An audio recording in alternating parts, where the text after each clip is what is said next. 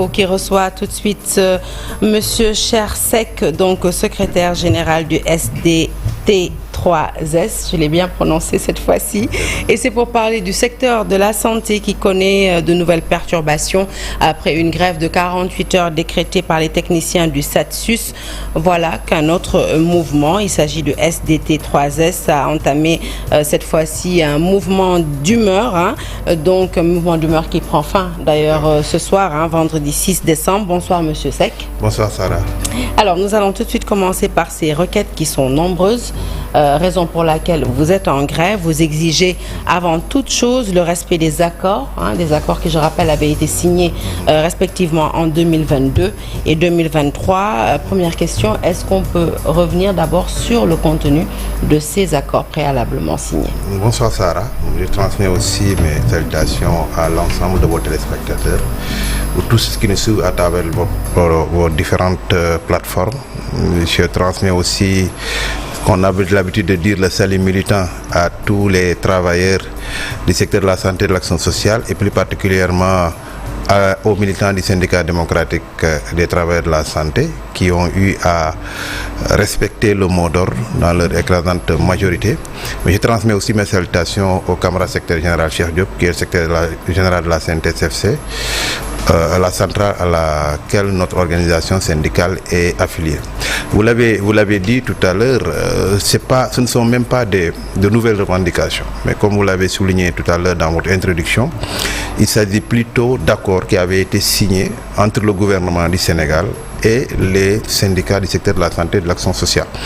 C'était le 10 mai 2022 et le 29 décembre 2023 avec le ministère de la Santé et de l'action sociale. Le premier accord concernait plusieurs points, parce qu'on avait une plateforme revendicative qui était transversale, donc il y avait d'autres départements ministériels qui étaient concernés, parce qu'il y avait des problèmes liés à l'habitat social, donc le ministère de l'urbanisme. Il y a des points liés au plan de carrière, surtout avec le ministère de la fonction publique. Donc après la signature du premier protocole, ça concernait des points à incidence financière. Donc on avait demandé, c'était sous la direction de l'ancien ministre Abdoulaye Daouda Diallo et de Madame Mariama Sarr, que des négociations sectorielles puissent avoir avec les autres départements ministériels, surtout le ministère de la Santé. C'est à ce titre qu'on avait signé un accord avec Dr Marie Khémesse et le 29 décembre 2023. Parce que le premier accord avait accordé des indemnités aux agents. Et nous, en tant que fonctionnaires, on en avait déjà bénéficié. Il restait que le personnel administratif et de soutien qui n'avait pas bénéficié de ces indemnités, surtout de l'indemnité de logement. Mais tous ont déjà bénéficié d'une indemnité compensatrice, si on peut l'expliquer ainsi, pour ceux qui n'ont pas encore l'indemnité de logement. Mais il restait le personnel contractuel qui est dans les structures sanitaires. Vous savez, on est dans des services publics où pratiquement tout le personnel n'est pas pris en charge par l'État. Les quelques rares sont des fonctionnaires, mais d'autres sont sortis des mêmes facultés, des mêmes écoles de formation en tout cas, et ont les mêmes responsabilités dans les structures où nous travaillons. À ce titre, nous avions demandé une requête en son temps, bien que l'État disait que chaque agent, c'est son employeur qui doit lui payer. Mais nous constatons que nos structures ont déjà des charges assez lourdes, et le fait même de vouloir aligner tout le monde risque de se répercuter sur l'exécution même budgétaire. Nous avions demandé à l'État de nous accompagner, ce que l'État a eu à faire en débloquant une enveloppe de 8 milliards, 100 millions. Mais malheureusement, au moment de l'exécution, l'argent avait été logé au niveau de la Direction générale des établissements publics de santé.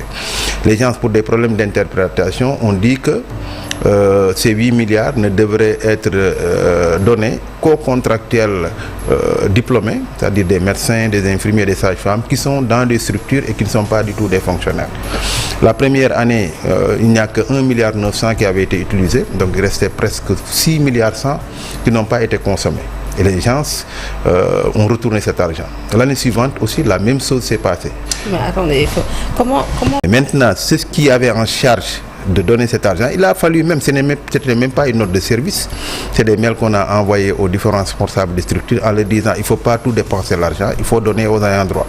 Nous avons maintes fois interpellé l'ancien ministre de la Santé.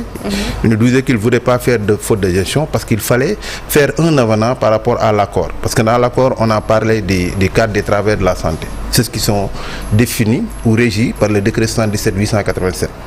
Donc ça, c'est uniquement les fonctionnaires. Mais or, les autres sont des contracteurs. Si l'État nous a accompagnés, c'est ce qui devrait être fait. C'est ça qui a valu qu'aujourd'hui, jusqu'au moment où nous parlons, nous étions dans ces difficultés. Et d'ailleurs, même la conséquence logique est qu'au moment où cela n'a pas été utilisé, parce que au total, c'est 10 milliards qui ont été, en tout cas, retournés. L'année suivante, quand l'État vous donne dans une ligne budgétaire, vous ne l'utilisez pas. Une deuxième fois, vous ne l'utilisez pas. Et avec les nouvelles autorités qui arrivent, qui trouvent déjà dans une tension de trésorerie, mais ils vont puiser dans des zones où on dit que cet argent-là n'a pas été utilisé. C'est ce qui est arrivé. Maintenant, notre inquiétude est que si dans la loi des finances de cette année 2025, donc l'année qui va venir, c'est pas inscrit, on risque d'avoir des problèmes sur ce point précis. Oui, on va venir à cette loi des finances. Mais avant d'aller en grève, est-ce qu'à tout le moins vous avez tenté de rencontrer justement ces nouvelles autorités? Mais on a parce qu'au début, nous avions même fait une fiche technique aux nouvelles autorités. Et je pense que le ministre semblait bien comprendre la situation. Le ministre de la Santé lui-même. Il nous avait demandé de lui donner du temps. Vous savez, depuis lors, ça va bientôt faire 7 mois. En dehors, il a fallu qu'on le rappelle. On dépose un préavis de grève. 7 mois, vous conviendrez avec moi, M. Seck, que dans un pays où les urgences sont partout, les besoins pressants, 7 mois, c'est beaucoup et peu à la fois. Non, ce n'est pas des revendications nouvelles. C'est pour lui permettre de s'imprégner du dossier et de corriger. Je vous dis, on n'a pas déposé une plateforme. C'est des accords. Mais en 7 mois, si réellement un ministre connaît son dossier, je pense qu'en 3 mois même, quelqu'un qui vient tout juste d'arriver devrait être en mesure de comprendre et de prendre les décisions idoines. Ça ne devrait pas se poser de problème. Que vous a retorqué le ministre après audition? Non, c'est-à-dire le problème majeur est qu'il fallait même recevoir les gens. Et je pense qu'on était dans un cadre au sein de la fédération. Je pense qu'il a fallu presque 4 ou 5 mois avant de recevoir même la fédération. Et cette rencontre, c'était pour permettre de faire un suivi. Et dans l'évolution, nous leur avions fait cette proposition allant dans le sens de l'inscrire dans la loi des finances pour l'année qui va venir en tout cas. Parce qu'on nous parlait même de loi rectificative des finances. Et après, on a dissous l'Assemblée nationale. Donc, c'est ce qui s'est passé. Récemment, on avait un mot d'ordre de grève de 3 jours. On devrait aller en grève, mais brusquement, le ministre nous a demandé de suspendre. On a suspendu ces 3 jours de grève. Il nous a dit que je vais vous recevoir. Nous sommes déplacés jusqu'au niveau du ministère de la Santé. En l'attendant, il n'a même pas eu la courtoisie de nous appeler au téléphone et de s'excuser. Il nous avait donné rendez-vous. C'est lui-même qui nous a poussé à surseoir à notre mode d'autogrève parce que c'était avant les élections. Parce que le contexte peut-être n'y s'y est pas. Nous avons accepté, mais la courtoisie voudrait qu'il nous reçoive. Le ministre de la fonction publique, lui, en tout cas, pour nous, c'est quelqu'un qui réellement, depuis le début de la situation, je dis qu'il respecte ses engagements. Pas dans le cadre de la matérialisation, mais au moins il nous reçoit et il discute avec nous. Je pense qu'on a eu 3 rencontres avec lui. Mais on ne peut pas avoir autant de rencontres avec le ministère de la fonction publique. Olivier Boucal. Olivier Boucal, oui. Et qu'on ne puisse pas avoir avec notre ministère de tutelle. Ça pose un problème. Parce que c'est eux-mêmes qui devraient porter ces revendications au niveau du ministère. Selon vous, quelle est l'explication à ces lenteurs, étant donné que si je vous suis bien, que je suis votre logique, ce sont des accords, et donc des accords dont la majorité ont été fixés par décret. Oui, c'est décret. Ouais, c'est ça. L'autre point, c'est en dehors de ce régime indemnitaire, il y a les plans de carrière. Parce que vous savez, c'est des réformes que l'État avait entamées. Et ces réformes devraient faire des spécialistes surtout, parce que l'infirmier, c'est le relèvement du niveau de l'infirmier qui est passé maintenant à la licence depuis presque 2009. Et ces réformes étaient faites dans une zone sous-régionale, ce qu'on appelle l'OAS, l'Organisation Ouest-Africaine de la Santé, pour l'harmonisation des curricula et même des diplômes. Maintenant, il y a une hiérarchisation. Quand vous avez un diplôme équivalent à Bac plus 4, au Bac plus 5, immédiatement vous entrez à la hiérarchie A. C'est ça qui était la logique. Mais vous savez, des réformes qui avaient été entamées, et dans le même protocole d'accord, on nous avait dit même le projet de décret qui devrait permettre de pouvoir aligner, et dans le circuit des visas était au niveau du secrétariat général du gouvernement. Oui, c'est ce que je dis bien, c'est soit des décrets signés ou qui étaient en train d'être exécutés. Non, on devrait signer. Qu'est-ce qui explique selon vous ces lenteurs? Non, il ne devrait même pas y avoir de problème. Parce que le décret qui devrait créer ce corps a été signé depuis 2018. C'est le décret 2018-1430 modifiant le décret 77-887. En dehors de ça, c'est le diplôme. Parce que toi, de 2 choses. Toi, le diplôme, c'est le diplôme qui est reconnu au niveau de la fonction publique, ou bien tu as un diplôme équivalent. Malheureusement, ces gens-là, malgré l'existence du cadre d'accueil et du diplôme qui a été délivré, les gens n'ont pas accéder pour le règlement. Ça, c'est au niveau de la fonction publique. Parce que tout ce que qu'on devrait faire dans le cadre des dépôts des dossiers, ça a été fait. Mais au niveau de la fonction publique, ça traîne encore. Bon, l'autre jour, lors de notre dernière rencontre avec le ministre, il nous a dit, on a sorti le projet et on va le faire en procédure d'urgence. Mais tout ce qu'on veut faire en procédure d'urgence, les gens le font, et très rapidement. Vous avez vu, il y a beaucoup de choses qu'ils font en mode fast-track, mais quand il s'agit de notre plan de carrière, ça traîne. Mais si c'est sur le plan politique, s'ils veulent faire quelque chose, ils le font très rapidement. L'autre volet, c'est en rapport avec les critères d'allocation budgétaire. Mais j'en viens à vos réclamations, parce qu'en plus des accords, vous exigez la génération de l'indemnité de logement, la finalisation du processus de reclassement des infirmiers, sages-femmes d'État, techniciens supérieurs de la santé, le comblement du gap de 15 000 agents dans le secteur de la santé et de l'action sociale, par un recrutement spécial de 3 000 agents par an pendant 5 ans, l'utilisation rationnelle et efficiente des ressources du ministère de la Santé, la mise en compétition ou le profilage des postes, des directions, l'augmentation des subventions et la définition des critères d'allocation budgétaire des hôpitaux. Ça fait beaucoup pour un gouvernement. Non, il y a à peine 8 mois. Les besoins sont pressants, comme je vous ai dit. Non, mais les urgences dans tous les secteurs, à défaut de pouvoir satisfaire à toutes ces revendications, quelles sont à tout le moins les actions prioritaires à privilégier pour soulager un peu? Vous savez, ça peut vous faire des inquiétudes, mais nous sommes des agents de santé. Face à n'importe quelle urgence, notre rôle, c'est de faire en sorte de lever cette urgence. Surtout quand l'urgence puisse atteindre le pronostic vital. Je vous dis, tous ces points-là peuvent être réglés sans pour autant que l'État ne débourse un seul franc. Parce que la peur des gens, ils nous disent qu'ils sont en tension de trésorerie. Je vous explique le problème du recrutement. On ne parle même pas de recrutement, mais de régularisation. Parce que les gens ont ouvert beaucoup de structures. Pour vous dire comment l'ancien régime était en train de faire. Comment on peut dépenser presque 40 milliards à construire un hôpital alors qu'on ne prépare même pas la formation du personnel qui doit y être ou de les recruter. C'est une extrême gravité. C'est ça qui s'est passé. Entre-temps, les structures hospitalières au niveau du Sud, à travers un projet qu'on appelle ISMEA, ont été remplies de ce personnel, qu'ils soient médecins, pharmaciens, chirurgiens, dentistes, infirmiers ou autres. Ces gens-là, il y en a qui sont là depuis plus de 10 ans. Chaque année, on leur renouvelle leur contrat. Et qui les paye? C'est des contrats du ministère. Même le ministre Olivier Bokal nous l'a dit l'autre jour. Ce que j'ai vu comme contractuel au niveau du ministère de la Santé, je ne l'ai vu dans aucun ministère. Et c'est des personnels qualifiés. Sarah, comment tu veux comprendre que le poste de santé qui a été construit à Dindifelo, ce poste-là, on ne va jamais raser le poste. La population est là, elle est permanente parce que le poste est permanent. Les maladies sont là. On est en campagne de vaccination pour protéger les enfants contre diphtérie, tétanos, coqueluche, poliomyélite ou rougeole ou rubéole qu'on est en train de... Est-ce que vous comprenez? Donc ça veut dire qu'on a le besoin réel de façon permanente. Pourquoi vous continuez à contractualiser cette personne? Alors que les préposés aux soins sont là. Moi j'aurais compris que par exemple, on dit ici on va construire une route, c'est pour une durée d'1 an ou bien un pont. Là, on peut contractualiser les personnes parce qu'après ça, les gens vont partir. Mais des gens qui soignent des personnes, vous voulez les exploiter. Parfois, les gens, quand ils entrent dans la fonction publique, c'est à l'âge de 40 ou 45 ans. Et vous n'avez même pas la chance d'avoir un plan de carrière. Parce que pour pouvoir faire des concours professionnels, on l'autorise qu'aux agents qui sont au niveau de la fonction publique. Et parfois, vous êtes agent avant d'arriver. Et ça, c'est pas du tout normal. Alors, dans une de vos revendications, vous plaidez en faveur d'une rationalisation des ressources du ministère de la Santé et de l'Action sociale.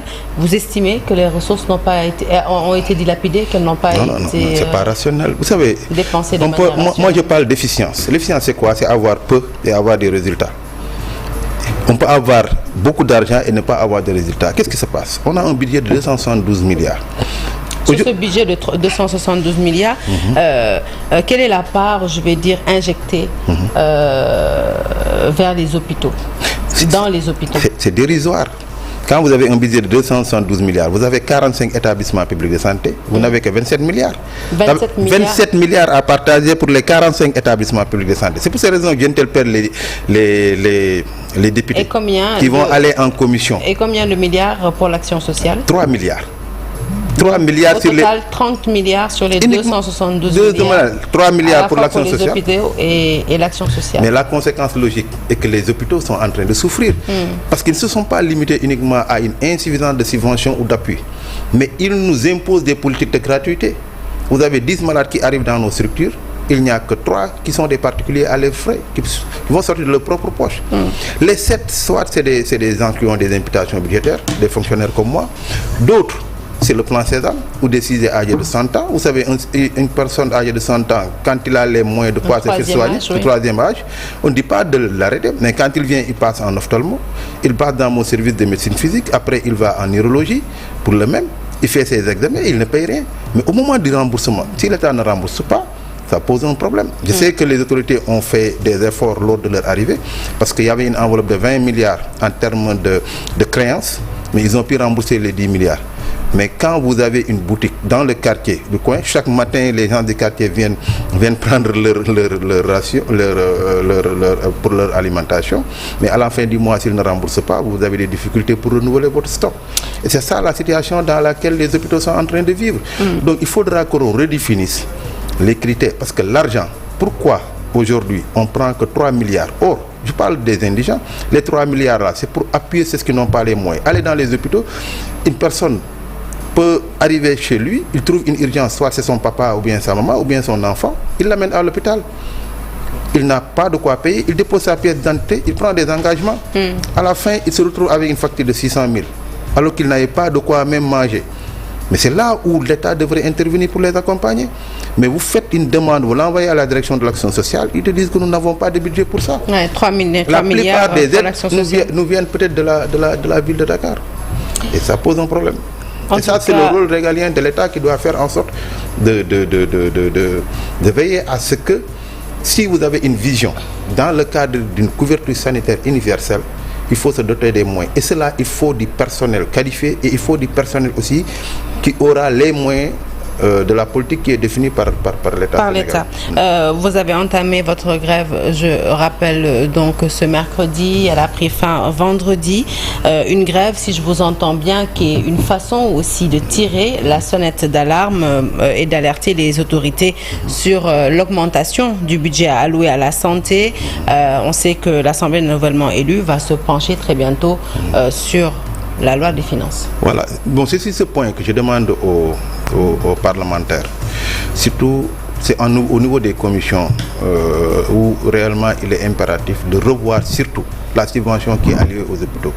Pour moi, 27 milliards, c'est assez insuffisant. On peut même doubler ou tripler. À partir de là aussi, des lettres de mission doivent être faites. Et en même temps aussi, pour les postes de direction qui dirigent, que les postes-là soient mis en compétition sur la base d'un profilage et d'éviter de parachuter les gens. Et qu'on mette en place au niveau du ministère des corps de contrôle interne. Parce que moi, je vois qu'il y a des limites au niveau des conseils d'administration, dans le contrôle de leur mission, a priori comme a posteriori. Et donc, il est nécessaire qu'à ce niveau, que les gens, quand on vous donne une lettre de mission, qu'on puisse contrôler le travail que tu es en train de faire. Et sans cela, on risque d'avoir ces problèmes. Peut-être je voudrais parler aussi par rapport à l'évaluation du mouvement de grève dont vous avez parlé tout à l'heure. Parce que nous avons eu une très grande satisfaction, parce que les camarades de toutes les régions du Sénégal ont suivi le mouvement. Oui, parce que tout à l'heure, j'ai reçu même des rapports, même sur la vaccination, des camarades de Salémata et de Kédougou, et ceux de Richard Toll aussi, qui nous ont envoyé par rapport à la situation. Parce que nous avions décidé de vacciner, mais en plus de cela, il ne fallait pas donner les informations. Par rapport à la situation le lundi, non, le mercredi au niveau de l'hôpital général Idriss Pouye, sur 14 salles de bloc opératoire, nous avions décidé de ne prendre que les urgences. Et ce jour-là, le matin, on a pris que les urgences en neurochirurgie et en ORL. En dehors de ça, il n'y a pas d'autres malades qui ont été prises. Maintenant, nous ne souhaitons pas en arriver à des situations extrêmes. Et nous demandons aux autorités aujourd'hui de régler le problème de la justice sociale et de l'équité. Parce qu'on est là, on a choisi de servir nos pays. Et il y a pas mal de Sénégalais qui sont dans des zones reculées, des femmes, surtout les sages-femmes qui sont là, sont en train de travailler, et qu'on ne demande qu'à les régulariser. Je proposais tout à l'heure en vous disant que l'État ne va débourser aucun franc, parce que la ligne budgétaire qui paye ces mêmes personnes sont là. Cette année, l'État a débloqué 14 milliards pour payer ces mêmes personnes. Il suffit de les reverser dans la fonction publique et de faire un transfert budgétaire de ligne et ça ne sera pas plus. C'est pour ces raisons que vous dites 6 mois ou 3 mois. On n'a pas besoin d'un seul jour, Sarah, pour pouvoir régler ce problème. S'il y a la volonté. L'autre élément, c'est le décret qui est sur la table du secrétariat général du gouvernement. Votre manteau de technicien de la santé, hein, pour un technicien financier, en tout cas, nous espérons qu'une suite favorable sera accordé à toutes ces requêtes et que les autorités en charge de la santé vous ont écouté ce soir.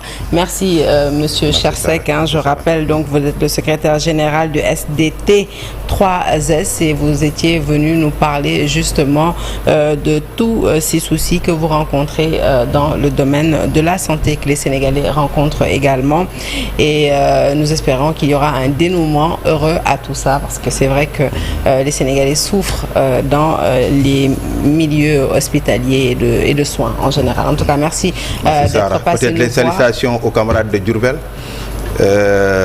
qui nous écoutent. Pourquoi vous êtes de Diourbel? Non, je ne suis pas de Diourbel parce que ces jours, je faisais l'évaluation et ils se plaignaient qu'on les a pas cités. Bon. Et d'ailleurs, même ils étaient dans un service sensible, c'est la pédiatrie, et pratiquement tous étaient partis en grève. Et j'ai appelé pour demander au moins pour la continuité du service et surtout l'unité de Noé-Notre-Lézy. C'était pas facile, mais je les remercie. Ils y ont mis du cœur. Ils ont mis du cœur pour aller prendre ces enfants. Et ça, je le dis, je les remercie pour leur engagement. Et je leur avais promis que je vais être médecin, c'est une vocation, c'est une vocation aussi.